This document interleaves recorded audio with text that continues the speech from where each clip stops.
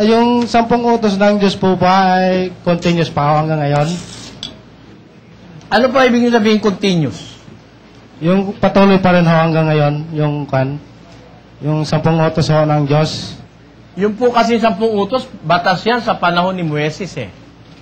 Ang umiiral po ngayon, yung batas ni Kristo. Pakinggan nyo po, doon sa 4:4 ng Malakyas. Malakyas 4:4, alalahanin ninyo ang kautusan ni Moises, na aking lingkod, na aking iniutos sa kanya sa Horeb para sa buong Israel, na may mga palatuntunan at mga kahatulan. Ayon. Ang sabi po ng Biblia, alalahanin niyo ang wika, ang kautusan ni Moises, na aking lingkod, na ibinigay ko sa kanya doon sa Horeb, sa bundok. Ang tawag doon sa ibinigay sa bundok ay kautusan ni Moises.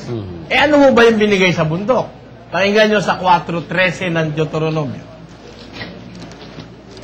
At kanyang ipinahayag sa inyo ang kanyang tipan na kanyang iniutos na inyong ganapin.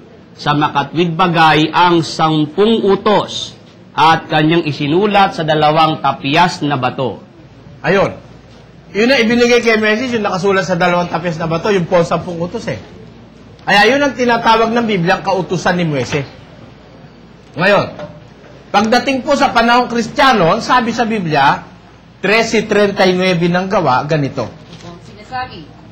At sa pamamagitan niya, ang bawat nananampalataya ay inaaring ganap sa lahat ng mga bagay, na sa mga ito'y hindi kayo aariing ganap sa pamamagitan ng kautusan ni Moises. Ayon. Hindi ka naaariing ganap sa panahong Kristiyano sa pamamagitan ng kautusan ni Moises. Kaya hindi na po yun ang umiiral ngayon. Eh, alin po ang umiiral ngayon? Sa 2 ng Galacia.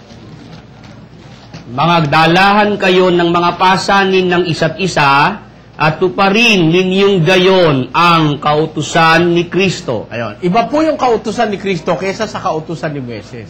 Yung kautusan ni Moises, hindi ka naaariing ganap doon sa panahong Kristiyano. Yun po'y pinairal sa panahong Israelita. Pero pagdating ng panahon ni Kristo, yung batas ni Moises, hindi yun ang pinairal, kundi yung batas ni Kristo.